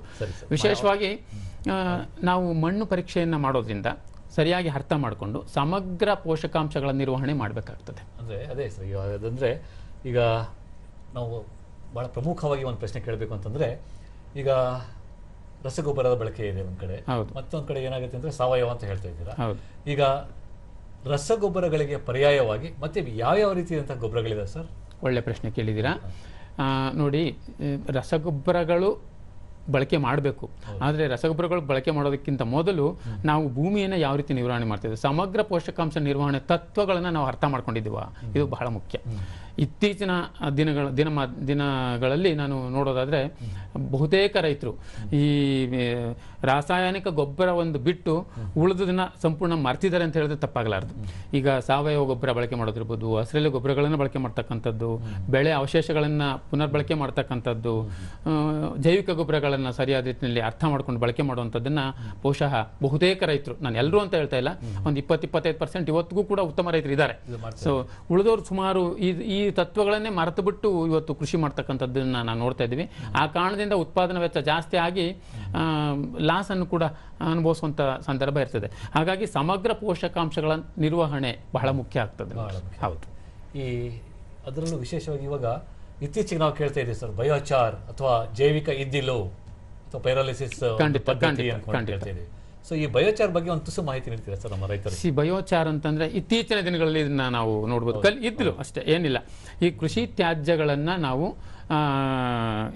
ಒಣ ಎಲೆ ಇರ್ಬೋದು, ಕಡ್ಡಿ, ಹೊಟ್ಟು, ಇದನ್ನೆಲ್ಲನೂ ಕೂಡ ಆಮ್ಲಜನಕ ರಹಿತ ಪರಿಸರದಲ್ಲಿ ಅಂದರೆ ಹೆಚ್ಚಿನ ತಾಪಮಾನದಲ್ಲಿ ಕಾಯಿಸಿ ತಯಾರಿಸಲಾಗುವ ಒಂದು ಬಗೆಯ ಇದ್ದಿಲು. ಇದರಲ್ಲಿ ಮಣ್ಣಿನ ಫಲವತ್ತತೆಯನ್ನು ಹೆಚ್ಚೋದ್ರ ಜೊತೆಗೆ ಸೂಕ್ಷ್ಮ ಜೀವಾಣುಗಳನ್ನು ಸಂರಕ್ಷಿಸಿ ಬೆಳೆಗಳಿಗೆ ಮಣ್ಣಿನಲ್ಲಿರ್ತಕ್ಕಂಥ ಈ ಪೋಷಕಾಂಶಗಳು ಬಿಡುಗಡೆ ಮಾಡೋದಕ್ಕೆ ಅನುಕೂಲ ಮಾಡಿಕೊಡ್ತದೆ. ಹೌದು, ಇದು ಬಯೋಚಾರ್. ಹೌದು. ಈ ಒಂದು ಸಾವಯವ ಇಂಗಾಲನೂ ಹೆಚ್ಚಿಗೆ ಮಾಡುತ್ತೆ. ಸಾವಯವ ಇಂಗಾಲದ ಕೊರತೆ ಈಗ ನಾನು ಮೊದಲೇ ಹೇಳಿದೆ 0.5 ಅಂದರೆ 0.5ಕ್ಕಿಂತ ಕಡಿಮೆ ನಮ್ಮ ಮಣ್ಣಲ್ಲಿ ಇರ್ತಕ್ಕಂಥದ್ದು, ಅದು ಸೇರಿಸುವಂಥದ್ದು ಬಹಳ ಮುಖ್ಯ. ಸೊ ಹಾಗಾಗಿ ಈ ಸಾವಯವ ಇಂಗಾಲವನ್ನು ಹೆಚ್ಚಿಸಬೇಕು ಅಂತಂದ್ರೆ ಇದು ಕೂಡ ಇದ್ದಿಲು ಬಳಕೆ ಮಾಡೋದು ಬಹಳ ಮುಖ್ಯ ಆಗ್ತದೆ. ಮತ್ತೊಂದು ಕರೆ ಬರ್ತಿದೆ ಸರ್, ಮಹೇಶ್ ಕಟ್ಟಿಯನ್ನವರು ಬಾಗಲಕೋಟೆಯಿಂದ ಕರೆ ಮಾಡ್ತಾ ಇದ್ದಾರೆ. ಹಲೋ. ನಮಸ್ಕಾರ ಸರ್. ನಮಸ್ಕಾರ ಮಹೇಶ್ ಅವರೇ, ಪ್ರಶ್ನೆ ಕೇಳಿ. ಸರ್, ನಮ್ದು ಮೆಣಸಿನಕಾಯಿ ಬಿತ್ತನೆ ಮಾಡಿದ್ವಿ ಸರ್. ಇವಾಗ ಅದಕ್ಕೆ ಯಾವ ಗೊಬ್ಬರ ಯೂಸ್ ಮಾಡಬೇಕು ಅಂತ ನಮಗೆ ಮಾಹಿತಿ. ಮೆಣಸಿನಕಾಯಿ ಯಾವ ಹಂತದಲ್ಲಿದೆ? ಇವಾಗ ಬಿತ್ತಿ ಒಂದು 21 ಮಂತ್ ಆಯ್ತು ಸರ್. ಇವಾಗ ಆಯ್ತು. ತಾವು ಮಣ್ಣು ಪರೀಕ್ಷೆ ಮಾಡಿದ್ರೆ ನಿಮಗೆ ಅದರಲ್ಲಿ ಆಕ್ಚುಲಿ ರೆಕಮೆಂಡೇಶನ್ ಆ ಮಣ್ಣಿನ ಪರೀಕ್ಷಾ ಕಾರ್ಡ್ನಲ್ಲಿ ಕೊಟ್ಟಿರ್ತಿದ್ರು. ಇಲ್ಲ ಅಂತಂದ್ರೆ ಖಂಡಿತವಾಗ್ಲೂ ಕೂಡ ನೀವು ನಮ್ಮ ತೋಟಗಾರಿಕಾ ಇಲಾಖಾಧಿಕಾರಿಗಳನ್ನ ಸಂಪರ್ಕ ಮಾಡಿ ನಿಖರವಾದಂಥ ಶಿಫಾರಸನ್ನು ತಿಳ್ಕೊಂಡು ಹಾಕಿದ್ರೆ ಉತ್ತಮ ಅಂತ ನಾನು ಈ ಸಂದರ್ಭದಲ್ಲಿ ಹೇಳಿಕ್ಕೆ ಇಚ್ಛೆ ಪಡ್ತೇನೆ. ಹೇಳ್ತಿದೆ ಸರ್, ಈಗ ಬಯೋಚಾರ್ ಬಗ್ಗೆ ಆಯ್ತು. ಈಗ ತಾವು ಅದೇ ಸೂಕ್ಷ್ಮಾಣು ಜೀವಿಗಳು ಹಿಡ್ಕೊಳ್ಳುತ್ತೆ ಬಯೋಚಾರಲ್ಲಿ ಅಂತ ಹೇಳಿ. ಹೌದು. ಈಗ ಸೂಕ್ಷ್ಮಾಣು ಜೀವಿಗಳ ಇರುವಂತಹ ಗೊಬ್ಬರಗಳು, ಜೈವಿಕ ಗೊಬ್ಬರಗಳು ಅಂತ ಯಾವ್ಯಾವ ಸರ್? ಈ ಜೈವಿಕ ಗೊಬ್ಬರಗಳಲ್ಲಿ ಬಹಳ ಪ್ರಮುಖವಾಗಿ ನಾವು ಹೇಳಬೇಕು ಅಂತಂದ್ರೆ ರೈಜೋಬಿಯಂ ಇದೆ, ಹಾಗೇನೆ ಅಜೋಸ್ಪರ್ಲಮು, ಅಜಿಟೋಬ್ಯಾಕ್ಟರು, ಮತ್ತೆ ಮೈಕೋರೈಸಾ, ನೀಲು ಹಸಿರು ಪಾಚಿ, ಇವೆಲ್ಲ ಕೂಡ ನಾವು ಈ ಜೈವಿಕ ಗೊಬ್ಬರಗಳ ಗುಂಪಿಗೆ ಬರ್ತವೆ. ಇದನ್ನೇನಪ್ಪ ಅಂತಂದ್ರೆ ಹೆಚ್ಚು ಈ ಜೈವಿಕ ಗೊಬ್ಬರಗಳು ಇಲಾಖಾಯಿ ಮುಖಾಂತರ, ರೈತ ಸಂಪರ್ಕ ಕೇಂದ್ರದ ಮುಖಾಂತರ ಅಥವಾ ತೋಟಗಾರಿಕಾ ಇಲಾಖೆಯಲ್ಲಿ ಇದನ್ನ ಸಹಾಯಧನದಲ್ಲಿ ಕೂಡ ವಿತರಣೆಯನ್ನು ಅವಾಗ ಮಾಡ್ತಾ ಇರ್ತಾರೆ. ಲಭ್ಯತೆಯನ್ನು ನೋಡಿಕೊಂಡು ರೈತರು ನಮ್ಮ ರೈತ ಸಂಪರ್ಕ ಕೇಂದ್ರದಲ್ಲಿ ಹೇಳ್ಕೊಂಡು ಅದು ಬಂದಾಗ ಖರೀದಿ ಮಾಡಿ ಇಟ್ಕೊಂಡು ಬಳಕೆ ಮಾಡ್ಬೋದು. ಒಂದು ಸಾರಿ ಖರೀದಿ ಮಾಡಿದ್ರೆ ಆ ತಿಪ್ಪೆ ಗೊಬ್ಬರ ಜೊತೆ ಮಿಕ್ಸ್ ಮಾಡಿ ಅದನ್ನ ಕ್ವಾಂಟಿಟಿನ ಜಾಸ್ತಿ ಮಾಡ್ಕೊಳ್ಳಿಕ್ಕೂ ಅವಕಾಶ ಇರ್ತದೆ. ಸೊ ಹಾಗಾಗಿ ಈ ಒಂದು ಜೈವಿಕ ಗೊಬ್ಬರಗಳನ್ನು ಖರೀದಿ ಮಾಡಿ ರೈತರು ಒಂದು ಎಕರೆಗೆ ಒಂದು 8ರಿಂದ 10 kg ಅಷ್ಟೇ ಸಾಕಾಗ್ತದೆ, ತುಂಬ ಏನು ಜಾಸ್ತಿ ಬೇಕಾಗೋದಿಲ್ಲ. ಒಂದು ಸಾರಿ ಖರೀದಿ ಮಾಡಿ ಗೊಬ್ಬರದ ಜೊತೆಯಲ್ಲಿ ಮಿಕ್ಸ್ ಮಾಡಿ ಭೂಮಿಗೆ ಸೇರಿಸೋದ್ರಿಂದ ನಾವು ಮಣ್ಣಿನಲ್ಲಿರ್ತಕ್ಕಂಥ ಇತರೆ ಪೋಷಕಾಂಶಗಳನ್ನು ಬಳಕೆ ಮಾಡ್ಕೊಳ್ಳೋದಕ್ಕೆ ಉತ್ತೇಜನ ನೀಡಿದಂಗೆ ಆಗ್ತದೆ. ಅಂದ್ರೆ ಈಗ ಇಲಾಖೆಯಿಂದ ಕೊಡ್ತಿದ್ದೀರಾ ಅಂತ ಹೇಳಿದ್ರೆ ಸರ್. ಹೌದು. ಮತ್ತೆ ಬೇರೆ ಬೇರೆ ಕಡೆ ಎಲ್ಲ ಲಭ್ಯತೆ ಇದ್ರ ಬಗ್ಗೆ? ಇದು ನಿಮಗೆ ನಮ್ಮ ಪರಿಕರ ಮಾರಾಟಗಾರರ ಅಂಗಡಿನಲ್ಲೂ ಸಿಗ್ತದೆ, ಗೊಬ್ಬರದ ಉತ್ಪಾದಕ ಸಂಸ್ಥೆಗಳು ಕೂಡ ಮಾರಾಟ ಮಾಡ್ತವೆ. ಹಾಗೆಯೇ ನಮ್ಮ ಕೃಷಿ ವಿಜ್ಞಾನ ಕೇಂದ್ರದಲ್ಲಿ ಪ್ರಮುಖವಾಗಿ ಹತ್ತಿರದ ಕೃಷಿ ವಿಜ್ಞಾನ ಕೇಂದ್ರದಲ್ಲೂ ಕೂಡ ನೀವು ಪಡ್ಕೊಳ್ಬೋದಾಗಿದೆ. ಸೊ ಮತ್ತೊಂದು ಕರೆ ಬರ್ತಾ ಇದೆ, ಸಾಕಷ್ಟು ಕರೆಗಳು ಬರ್ತಿದ್ದಾವೆ. ಮೂರ್ತಿಯನ್ನವರು ಕೊಪ್ಪಳದಿಂದ ಕರೆ ಮಾಡ್ತಿದ್ದಾರೆ. ಹಲೋ. Hello sir. ನಮಸ್ತೆ ಮೂರ್ತಿ ಅವರೇ. ನಮಸ್ತೆ ಸರ್. ನಮ್ದು ನಮ್ಮ ಭೀಮಗೌಡ ಅಂತ ನಮ್ಮ ಫ್ರೆಂಡ್ ಒಂದು ನೀರಿನ ಮಾದರಿ ಈ ರೀತಿ ಇದೆ ಸರ್, ಏನಾದ್ರೂ ಪರಿಹಾರ ಸಿಗೋದು ಅದಕ್ಕೆ? ನೀರಿನ ಮಾದರಿಯಲ್ಲಿ ಸರ್ EC 3.48 ಇದೆ, ಸೋಡಿಯಂ 307.05 ಇದೆ, ಮತ್ತೆ ಫ್ಲೋರಿನ್ 16.3 ಇದೆ, ಟೋಟಲ್ TDS 2607.00. ಇದು ಬೋರ್ವೆಲ್ ನೀರಾ ಸರ್? ಬೋರ್ವೆಲ್ ನೀರಲ್ಲ? ಹೌದು, ಬೋರ್ವೆಲ್ ನೀರು. ಓಕೆ, ನೋಡಿ, ಇದು ನಿಮಗೆ ಅದು ಕೃಷಿಗೆ ಯೋಗ್ಯವಲ್ಲದ ನೀರಿತ್ತು ಅಂತಂದ್ರೆ ಖಂಡಿತವಾಗ್ಲೂ ಅದನ್ನ ಕೃಷಿಗೆ ಬಳಕೆ ಮಾಡಬಾರ್ದು. ಬೇರೆ ಏನು ಇಲ್ಲ, ಲವಣಾಂಶಗಳು ಜಾಸ್ತಿ ಇದ್ರೆ ಅದನ್ನ ಬಳಕೆ ಮಾಡದಿರೋದೇ ಉಚಿತ. ಈಗ ಈ ಜೈವಿಕ ಗೊಬ್ಬರಗಳನ್ನ ನಾವು ಬಳಕೆ ಮಾಡೋದು ಬಹಳ ಮುಖ್ಯ. ಯಾಕೆ ಅಂತಂದ್ರೆ ಜೈವಿಕ ಗೊಬ್ಬರಗಳನ್ನ ನಾವು ಮಣ್ಣಿಗೆ ಹಾಕಿದ್ರೆ ಹಾನಿ ಇಲ್ಲ, ಯಾವುದೇ ಕಾರಣಕ್ಕೂ ಹಾನಿ ಆಗೋದಿಲ್ಲ. ಮಣ್ಣಿನ ಗುಣಧರ್ಮವನ್ನು ಹೆಚ್ಚು ಮಾಡ್ದಂಗೆ ಆಗ್ತದೆ. ನೈಸರ್ಗಿಕ ಫಲವತ್ತತೆಯನ್ನ ಹೆಚ್ಚು ಮಾಡ್ಕೊಳ್ಳೋದಕ್ಕೆ ಈ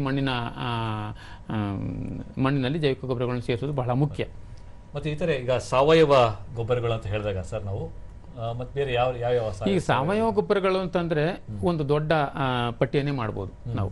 ಈಗ ರೈತರು ತಮ್ಮ ಕ್ಷೇತ್ರ ಮಟ್ಟದಲ್ಲೇ ತಯಾರು ಮಾಡ್ಬೋದಂತ ಹಲವಾರು ವಿಧಾನಗಳಿವೆ. ಎರೆಹುಳು ಗೊಬ್ಬರವನ್ನು ತಯಾರು ಮಾಡ್ಕೊಳ್ಬಹುದು, ಅದು ಕೊಳೆತ ಕೊಟ್ಟಿಗೆ ಗೊಬ್ಬರವನ್ನು ಬಳಕೆ ಮಾಡ್ಬೋದು, ಹಸಿರೆಲೆ ಗೊಬ್ಬರವನ್ನು ಕೂಡ ಸಾವಯವ ಗೊಬ್ಬರವಾಗಿ ಪರಿವರ್ತನೆ ಮಾಡ್ಕೊಂಡು ಬಳಕೆ ಮಾಡ್ಕೊಳ್ಬೋದು.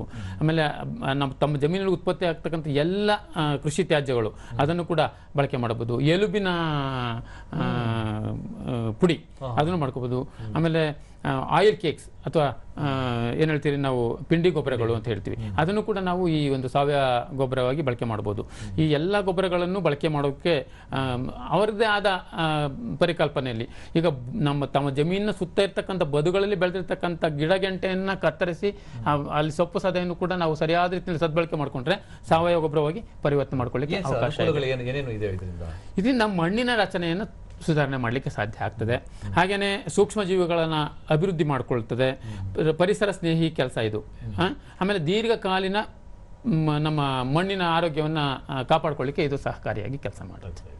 ಸರ್, ಈಗ ಕೆಲವೊಂದು ದ್ರವ ರೂಪದ ಗೊಬ್ಬರಗಳು ಅಂತ ಹೇಳ್ತಾರಲ್ಲ ಸರ್, ಹೌದು. ಈ ಇತ್ತೀಚೆಗೆ ಮಾರುಕಟ್ಟೆಯಲ್ಲಿ ದ್ರವ ರೂಪದ ಗೊಬ್ಬರಗಳು ನಮ್ಮ ರಸಗೊಬ್ಬರಗಳ ಸರಿಸಮನಾಗಿ ಈಗ 17, 17, 15, 15, 19, 19 ಅದು ಕೂಡ ಇದೆ. ಅದ್ರ ಜೊತೆಗೆ ವಿಶೇಷವಾಗಿ ನಾನು ಹೇಳುವಂಥದ್ದು ನ್ಯಾನೋ ಯೂರಿಯಾ ಮತ್ತು ನ್ಯಾನೋ DAP ಇತ್ತೀಚಿನ ದಿನಗಳಲ್ಲಿ ಕಳೆದ 3-4 ವರ್ಷಗಳಿಂದ ಪರಿಚಿತ ಆಗಿರ್ತಕ್ಕಂಥ ಒಂದು ಗೊಬ್ಬರ. ಇದನ್ನ ಒಂದು ಮೂಟೆ ಯೂರಿಯಾ ಬಳಕೆ ಮಾಡುವಂಥ ಪ್ರದೇಶದಲ್ಲಿ ಒಂದು ಬಾಟ್ಲು 500 ಮಿಲಿಲೀಟರ್ನ ಒಂದು ಬಾಟ್ಲು 1 ಎಕರೆಗೆ ಸಾಕಾಗ್ತದೆ ಅನ್ನುವಂಥದ್ದು ವೈಜ್ಞಾನಿಕವಾಗಿ ಹೇಳ್ತಾ ಇದ್ದೇವೆ. ಅದನ್ನು ಕೂಡ ಅಂದರೆ ಇದನ್ನ ಮೂಲ ಗೊಬ್ಬರವಾಗಿ ಅಲ್ಲ, ಮೇಲು ಗೊಬ್ಬರವಾಗಿ ಸ್ಪ್ರೇ ಮಾಡೋದಕ್ಕೆ ಅವಕಾಶ ಇದೆ, ಸಿಂಪಡಣೆ ಮಾಡೋದಕ್ಕೆ. ಡ್ರೋನ್ ತಂತ್ರಜ್ಞಾನದ ಬಗ್ಗೆ ಇನ್ನೂ ಸಂಶೋಧನೆ ನಡೀತಾ ಇದೆ. ಬಹುಶಃ ಮುಂದಿನ ದಿನಗಳಲ್ಲಿ ಅದು ಕೂಡ ಅವಕಾಶ ಬರ್ತದೆ. ಸರ್, ಈಗ ಕಾರ್ಯಕ್ರಮದ ಕೊನೆ ಹಂತಕ್ಕೆ ಬರ್ತಾ ಇದ್ವಿ, ಸಮಯದ ಅಭಾವ ಇದೆ. ಈಗ ನಮ್ಮಲ್ಲಿ ಏನಂತಂದ್ರೆ, ಈಗ ಪ್ರಸ್ತುತ ಹವಾಮಾನಕ್ಕೆ ಅನುಗುಣವಾಗಿ ಏನಾದರೂ ರೈತರು ಈ ಒಂದು ಪರ್ಯಾಯ ಅಥವಾ ಕಂಟಿಜೆನ್ಸಿ ಪ್ಲಾನ್ ಅಂತ ಹೇಳ್ತೀವಿ ಸರ್ ನಾವು, ಆ ಥರ ಕೃಷಿ ಇಲಾಖೆ ಏನು ಕ್ರಮ ಕೈಗೊಳ್ತಾ ಇದೆ ಸರ್? ಈಗ ನೋಡಿ, ಹೇಳೋದಾದರೆ ಈ ವರ್ಷ ವಿಶೇಷವಾಗಿ ಎಲ್ಲ ರೈತ ಬಾಂಧವರು ಮತ್ತು ಸಮುದಾಯ ಇಡೀ ಸಮುದಾಯ ಅಂತ ಹೇಳಿ ಸರ್ಕಾರ ಸೇರಿದಂತೆ ಒಂದು ರೀತಿಯ ಸಂದಿಗ್ಧ ಹಂತದಲ್ಲಿದ್ದೇವೆ ಅಂತ ಹೇಳ್ಬೋದು. ಯಾಕೆ ಅಂತಂದರೆ ಮಳೆಯ ಕೊರತೆ ತುಂಬ ಕಾಣ್ತಾ ಇದ್ದೀವಿ. ಹಾಗಾಗಿ ಸಾಧ್ಯವಾದಷ್ಟು ರೈತರು ಖರ್ಚನ್ನು ಕಡಿಮೆ ಮಾಡುವ ಮೂಲಗಳ ಬಗ್ಗೆ ಯೋಚನೆ ಮಾಡಬೇಕಾಗಿದೆ. ಅನಾವಶ್ಯಕವಾಗಿ ಗೊಬ್ಬರ ಖರೀದಿ ಮಾಡಿ ಭೂಮಿಗೆ ಸುರಿಯೋದು ಬೇಡ. ಅವಶ್ಯಕತೆಗೆ ತಕ್ಕ ಹಾಗೆ ಮಳೆಯನ್ನು ನೋಡಿಕೊಂಡು ಮಳೆ ಬಿದ್ದಿದ್ರೆ ಬಿತ್ತನೆ ಮಾಡೋದಕ್ಕೆ ಅವಕಾಶ ಇದೆ ಅಂತ ಸಂದರ್ಭದಲ್ಲಿ ಮಾತ್ರ ಗೊಬ್ಬರವನ್ನು ಖರೀದಿ ಮಾಡಿ ಕೊಡೋದು ಒಳ್ಳೆಯದು. ಎರಡನೇದು, ಹೆಚ್ಚು ಬೆಳೆ ಹೊದಿಕೆ ಮಾಡಿ ನಮ್ಮ ಕೃಷಿ ತ್ಯಾಜ್ಯಗಳನ್ನು ಬಳಕೆ ಮಾಡಿಕೊಂಡು ಭೂಮಿಯಲ್ಲಿ ಬಿದ್ದಂಥ ಏನು ತೇವಾಂಶವನ್ನು ಅಲ್ಲೇ ಉಳಿಸೋದಕ್ಕೆ ಪ್ರಯತ್ನ ಮಾಡಬೇಕಾಗ್ತದೆ. ಹಾಗೆಯೇ ಪರ್ಯಾಯ ಬೆಳೆಗಳು ಯಾವುದು ಉತ್ತಮವಾದಂಥ ಈಗ ಈ ಸಂದಿಗ್ಧ ಪರಿಸ್ಥಿತಿಯಲ್ಲಿ ಯಾವ ಬೆಳೆ ಬೆಳಿಬೋದು, ಕೃಷಿ ಇಲಾಖೆಯಿಂದ ಪ್ರತಿ ಜಿಲ್ಲೆನಲ್ಲೂ ಕೂಡ ಬೇರೆ ಬೇರೆ ಪರ್ಯಾಯ ಬೆಳೆ ಯೋಜನೆಗಳನ್ನು ರೈತರಿಗೆ ಹೇಳ್ತಾ ಇದ್ದಾರೆ. ಅದಕ್ಕೆ ಅನುಗುಣವಾಗಿ ಯಾವ ಬೆಳೆ ಬೆಳಿಬೋದು, ಯಾವ ಬೀಜ ನಾವು ಖರೀದಿ ಮಾಡಲಿಕ್ಕೆ ಅವಕಾಶ ಇದೆ ಅಂತ ತಿಳ್ಕೊಂಡು ಅದನ್ನು ಬಳಕೆ ಮಾಡಬೇಕು. ಮತ್ತು ನೀರನ್ನು, ಅಂತರ್ಜಲವನ್ನು ಸರಿಯಾದ ರೀತಿಯಲ್ಲಿ ಸಮರ್ಪಕವಾಗಿ ಬಳಕೆ ಮಾಡೋದು ಬಹಳ ಮುಖ್ಯ. ವಿವೇಚನಾ ರಹಿತವಾಗಿ ಈ ಅಂತರ್ಜಲವನ್ನು ಬಳಕೆ ಮಾಡಬಾರ್ದು ಅಂತೇಳಿ ಈ ರೈತ ಬಾಂಧವರಿಗೆ ನಾನು ಈ ಸಂದರ್ಭದಲ್ಲಿ ವಿನಂತಿಯನ್ನು ಮಾಡ್ಕೊಳ್ತೇನೆ. ಇದಿಷ್ಟು ಹೇಳಿ ನಾನು ಮಾಹಿತಿ ನೀಡಿದೆ ಸರ್. ಯಾಕಂದರೆ ಈ ಪ್ರಸ್ತುತತೆ ಬೇಕಾಗಿರುವಂತಹ ಅಂಶಗಳಿವು. ನೋಡಿದ್ರೆ ರೈತ ಬಾಂಧವರು ಇಷ್ಟೊತ್ತು ಕೃಷಿ ಇಲಾಖೆ ವತಿಯಿಂದ ಡಾಕ್ಟರ್ ಎಚ್ ಕೆಂಪೇಗೌಡ ಸಾಹೇಬರು ಬಂದು ಎಲ್ಲ ಮಾಹಿತಿ ನೀಡಿದ್ದಾರೆ. ಎಲ್ಲ ಅಂಶಗಳನ್ನು ತಾವು ಮನದಲ್ಲಿಟ್ಕೊಂಡು ಈ ಒಂದು ಪ್ರಸ್ತುತ ಹವಾಮಾನಕ್ಕೆ ಅನುಗುಣವಾಗಿ ಕೃಷಿಯನ್ನು ಅಳವಡಿಸ್ಕೋಬೇಕಂತ ಹೇಳಿ ವಿನಂತಿ ಮಾಡ್ಕೊತಾ ಸರ್, ಈ ಒಂದು ಕಾರ್ಯಕ್ರಮಕ್ಕೆ ಆಗಮಿಸಿ ಇಷ್ಟೆಲ್ಲ ಮಾಹಿತಿ ಹಂಚಿಕೊಂಡ್ರೆ ತಮಗೆ ರಾಜ್ಯದ ರೈತ ಬಾಂಧವರ ಪರವಾಗಿ ಹಾಗೂ ಚಂದನ ವಾಹಿನಿಯ ಪರವಾಗಿ ತುಂಬ ಧನ್ಯವಾದಗಳು. ನಾನು ಕೂಡ ಸಮಸ್ತ ರೈತ ಬಾಂಧವರಿಗೆ ಧನ್ಯವಾದಗಳನ್ನು ಹೇಳ್ತೀನಿ, ಹಾಗೂ ಚಂದನ ವಾಹಿನಿಗೆ ಹಾಗೂ ತಮಗೂ ಕೂಡ ಧನ್ಯವಾದಗಳು. Thank you.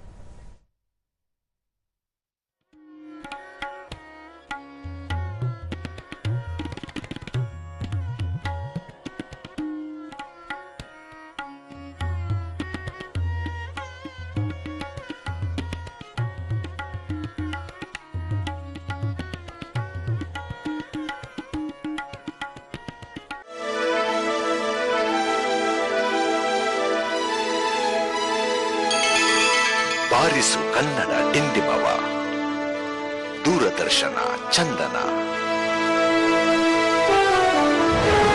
ಇದು ಕನ್ನಡ ವಾಹಿನಿ. ಮೊದಲ ಬಾರಿಗೆ ಒಂದೇ ಕರೆಯಲ್ಲಿ ಸಂಪೂರ್ಣ ಭಾರತ 18ಕ್ಕಿಂತ ಹೆಚ್ಚು OTT ಪ್ಲಾಟ್ಫಾರ್ಮ್ಗಳು, 400+ ಲೈವ್ ರಾಷ್ಟ್ರೀಯ ಮತ್ತು ಅಂತಾರಾಷ್ಟ್ರೀಯ ಚಾನೆಲ್ಗಳು, ಶಿಕ್ಷಣ KG ರಿಂದ PG ವರೆಗೆ, ಕ್ರೀಡೆ, ಭಕ್ತಿ, ಮನರಂಜನೆ, 1 ಲಕ್ಷ ಗಂಟೆಗಳ ವಿಷಯ, ಎಲ್ಲಾ ಭಾಷೆಗಳ. ಈ ದಿನ ಬೆಲೆ ಸುಮಾರು 1,800 ರೂಪಾಯಿ ಪ್ರತಿ ಮಾಸ. ಈಗ ಕೇವಲ 59 ರೂಪಾಯಿ ಪ್ರತಿ ಮಾಸ, ಅಂದರೆ ದಿನಕ್ಕೆ ಕೇವಲ 2 ರೂಪಾಯಿ ಮಾತ್ರ. ಈಗಲೇ ಡೌನ್ಲೋಡ್ ಮಾಡಿ ಸಪೋರ್ಟ್ ಆಪ್, ಪ್ರೊಮೋ ಕೋಡ್ 222 ಬಳಸಿ.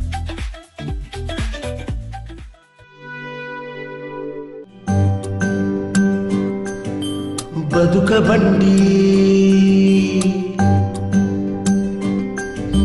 ನಡೆ ಬಂಡಿ ನುಡಿ ಬಂಡಿ, ಈ ಬದುಕ ಬಂಡಿ ನಗೆ ಬಂಡಿ ಅಳು ಬಂಡಿ ಬಗೆ ಬಗೆಯ ಬಂಡಿ.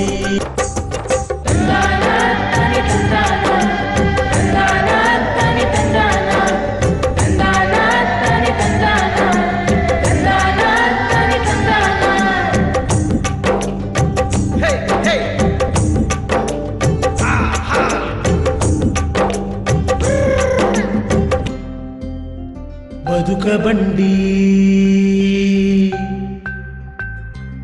ನಮಸ್ಕಾರ ವೀಕ್ಷಕರೇ, ಬದುಕ ಬಂಡಿ ಬೀದಿ ಬದಿಯ ಕಥೆಗಳು ಕಾರ್ಯಕ್ರಮಕ್ಕೆ ಸ್ವಾಗತ. ನಾನು ನಿಮ್ಮ ಪ್ರೀತಿಯ ಧರ್ಮಿ. ನೀವು ಯಾವುದೇ ಊರಿನಲ್ಲಿದ್ದರೂ ಬೀದರಿಂದ ಚಾಮರಾಜನಗರದವರೆಗೆ ಎಲ್ರಿಗೂ ಒಂದಲ್ಲ ಒಂದಿನ ಒಳ್ಳೊಳ್ಳೆ ರೆಸ್ಟೋರೆಂಟ್ಸ್ಗೆ, ಒಳ್ಳೆ 5 ಸ್ಟಾರ್ ಹೋಟೆಲ್ಸ್ಗೆ, ಒಳ್ಳೊಳ್ಳೆ ಒಂದು ಫೈನ್ ಡೈನ್ ಹೋಟೆಲ್ಸ್ಗೆ ಹೋಗಿ ಊಟ ಮಾಡಬೇಕು ಅಂತಿರುತ್ತೆ. ನೀವು ಮಾಡಿರ್ತೀರ. ನಿಮ್ಮೆಲ್ಲ ಬರ್ತ್ಡೇ ಪಾರ್ಟಿಗಳು, ವೆಡ್ಡಿಂಗ್ ಆ್ಯನಿವರ್ಸರಿಗಳು ಎಲ್ಲಕ್ಕೂ ನೀವು ಹೋಟೆಲ್ ಮೇಲೆ ಡಿಪೆಂಡ್ ಆಗಿರ್ತೀರ. ಹೋಗಿ ನೀವು ಸಂಸಾರ ಸಮೇತ ಹೋಗಿ ಎಲ್ಲವನ್ನು ಊಟ ತಿಂಡಿ ಮಾಡಿ ಬರ್ತೀರಾ. ಹೋಟೆಲಿಗೆ ಹೋದಾಗ ನಿಮಗೆ ಕಣ್ಣು ಮನ ಸೆಳೆಯುವಂಥದ್ದು ಟೇಬಲ್ಲು ಮತ್ತು ಟೇಬಲ್ಲಿನ ಮೇಲಿನ ಅತ್ಯಂತ ಸ್ವಚ್ಛ ಹಂಸ ಬಿಳುಪಿನ ಮೇಲೆ ಹಾಸಿದಂಥ ಬಟ್ಟೆ. ನೀವು ಒಂದು ಕ್ಷಣನೂ ನೀವು ಯೋಚನೆ ಮಾಡಿರಲ್ಲ, ಚೆನ್ನಾಗಿರುತ್ತೆ, ನಿಮ್ಗೆ ಒಳ್ಳೆ ಫೀಲ್ ಗುಡ್ ಫ್ಯಾಕ್ಟರ್ ಕೊಡುತ್ತೆ, ಕೂತ್ಕೋತೀರಾ, ಊಟ ಮಾಡ್ತೀರಾ. ಆ ಸ್ವಚ್ಛ ಬಿಳುಪು ಪ್ರತಿದಿನ ಹೇಗೆ ಬರುತ್ತೆ ಅಂದ್ಕೊಂಡಿದ್ದೀರಿ? ಅದಕ್ಕೆ ಇವತ್ತು ನಾನು ಕರ್ಕೊಂಬಂದಿದ್ದೀನಿ. ಆ ಸ್ವಚ್ಛ ಬಿಳುಪು ತಯಾರಾಗುವಂಥ ಜಾಗ ಪ್ರತಿದಿನ ಅದನ್ನು ತನ್ನ ಕಾಯಕವನ್ನಾಗಿ ಮಾಡಿಕೊಂಡು ಲಕ್ಷಾಂತರ ಬಟ್ಟೆಗಳನ್ನು ಪ್ರತಿ ತಿಂಗಳು ಒಗೆದೊಗೆದು ಶುಚಿ ಮಾಡಿ ಶುದ್ಧೀಕರಿಸಿ ಇಸ್ತ್ರಿ ಮಾಡಿ ಪ್ರತಿ ಹೋಟೆಲ್ಲು, ಪ್ರತಿ ರೂಮು, ಪ್ರತಿ ಲಾಡ್ಜು, ಪ್ರತಿ ಹೋಟೆಲ್ಸು, ಪ್ರತಿ ರೆಸ್ಟೋರೆಂಟ್ಸ್ಗೆ ತಲುಪಿಸ್ತಾ ಇರ್ತಕ್ಕಂಥ ಧೋಬಿ ಘಾಟಕ್ಕೆ ನಾನು ನಿಮ್ಗೆ ಕರ್ಕೊಂಬಂದಿದ್ದೀನಿ. ಧೋಬಿ ಘಾಟ್ನ ಜನನ್ನ ನಾನು ನಿಮಗೆ ಪರಿಚಯ ಮಾಡಿಸ್ತೀನಿ. ಅವರ ದುಃಖ ದುಮ್ಮಾನಗಳನ್ನು, ಸುಖ ದುಃಖಗಳನ್ನು, ಅವರ ಕಷ್ಟ ಕಾರ್ಪಣ್ಯಗಳನ್ನು, ಅವರ ನೆಮ್ಮದಿಯನ್ನು ಎಲ್ಲವನ್ನು ಮಾತಾಡ್ಸೋಣ ಬನ್ನಿ. ನಾನು ನಿಮಗೆ ನಮ್ಮ ಮಲ್ಲೇಶ್ವರದೊಳಗೆ ಹುದುಗಿರತಕ್ಕಂಥ, ಮಲ್ಲೇಶ್ವರದವ್ರಿಗೆ ಬಿಟ್ಟು ಹೊರಗಡೆಯವ್ರಿಗೆ ಹೌದಾ ಇಷ್ಟೊಂದು ದೊಡ್ಡ ಧೋಬಿ ಘಾಟ್ ಇದ್ರೊಳಗಡೆ ಇದೆಯಾ ಅಂತ ಆಶ್ಚರ್ಯವಾಗಿ ಮೂಗಿನ ಮೇಲೆ ಬೆರಳಿಟ್ಕೊಳ್ಳೋವಂಥ ವಿಶಾಲವಾದಂಥ ಧೋಬಿ ಘಾಟಿಗೆ ನಾನು ಕರ್ಕೊಂಬಂದಿದ್ದೀನಿ. ಅಲ್ಲಿನ ಜನರನ್ನು ಪರಿಚಯ ಮಾಡಿಸೋವಂಥ ಕಾಯಕ ಈಗ ನನ್ನದು. ಬನ್ನಿ ಹೋಗೋಣ. ಬದುಕ ಬಂಡಿ. ಏನ್ ನಿಮ್ಮ ಹೆಸರು? ರಾಜು. ಎಷ್ಟು ವರ್ಷ ವಯಸ್ಸು ನಿಮಗೆ? 60. ಎಷ್ಟು ವರ್ಷದಿಂದ ಬಟ್ಟೆ ಒಗಿತೀರಾ? ಅಲ್ಲೇ ಒಂದು 20 ವರ್ಷದಿಂದ ಹೋಗಿತ್ತಾ ಇದ್ವಿ. ಅದಕ್ಕೆ ಮುಂಚೆ ಏನ್ ಮಾಡ್ತಾ ಇದ್ರಿ? ಅದಕ್ಕೆ ಮುಂಚೆ ಹಳ್ಳಿ ಕಡೆ. ಹಳ್ಳಿ ಕಡೆ ಯಾವ ಊರು ನೀವು? ನೆಲಮಂಗಲ ಸೈಡು. ನೆಲಮಂಗಲ ಸೈಡು. ಇಲ್ಲಿ ಬಂದು ಎಷ್ಟು ವರ್ಷ ಆಯ್ತು? 20 ವರ್ಷ ಆಯ್ತಾ? ಬಂದು 20 ವರ್ಷ. ದಿನಕ್ಕೆ ಎಷ್ಟು ಬಟ್ಟೆ ಒಗಿತೀರಾ? ಲೆಕ್ಕ ಇರಲ್ಲ ಸದ್ಯ ಅವೆಲ್ಲ. ಒಂದು ಅಂದಾಜು? ಒಂದು ಅಂದಾಜು ಒಂದು 3 ತೊಟ್ಟಿ ಹೋಗಿತೀವಿ. 3 ತೊಟ್ಟಿ? ಅಷ್ಟೇ. ಒಂದು ತೊಟ್ಟಿಗೆ ಎಷ್ಟು ಬಟ್ಟೆ? ನಾವು ಹೇಳಕ್ಕಾಗಲ್ಲ ಎಷ್ಟು ಇರ್ತವೆ ಅಂತ. 50 ಇರ್ತವೆ. 150 ಬಟ್ಟೆ ಒಗಿತೀರಾ? ಒಗ್ದು ಒಣಗಾಕ್ಬಿಡ್ತೀರಾ? ನೀವು ಒಣಗಾಕಲ್ಲ, ಒಕ್ಕೊಡೋದು ಅಷ್ಟೇ. ಒಣಗಾಕೋರು ಯಾರು? ಅವ್ರು ಇರ್ತಾರಲ್ಲ, ಅವ್ರು ಒಣಗಾಕದ? ಒಗ್ದು ಕೊಡ್ತೀರಾ? ಒಕ್ಕೊಡೋದು ಅಷ್ಟೇ ನಮ್ಗೆ. ಡೈಲಿ? ಡೈಲಿ ಮಾಡಲ್ವಾ? ರಜಾ ಯಾವಾಗ ವಾರಕ್ಕೊಂದ್ಸರಿ ಮಾಡ್ತೀವಿ. ಏನ್ ಮಾಡ್ತೀರಾ ರಜದಲ್ಲಿ? ರಜದಲ್ಲಿ ಇದೇನ್ ಮಾಡಲ್ಲ, ಮನೆ ಕಡೆ ಇದ್ದೇ ಇರ್ತದೆ. ನೀರಲ್ಲೇ ನಿಂತಿರ್ತಾರಲ್ಲ, ಏನಾಗಲ್ವಾ? ಏನಲ್ಲ, ರೂಢಿ ಆಗ್ಬಿಟ್ಟದ ನಮ್ಗೆ. ಎಷ್ಟು ಗಂಟೆ ಗಂಟೆ ನಿಂತಿರ್ತೀರಾ? ಎಷ್ಟು ಗಂಟೆ ಬರೋದು? ಬೆಳಿಗ್ಗೆ 6ರಿಂದ 4 ಗಂಟೆ 3 ಗಂಟೆಗೆಲ್ಲ ಮುಗ್ದೋಗ್ತದೆ.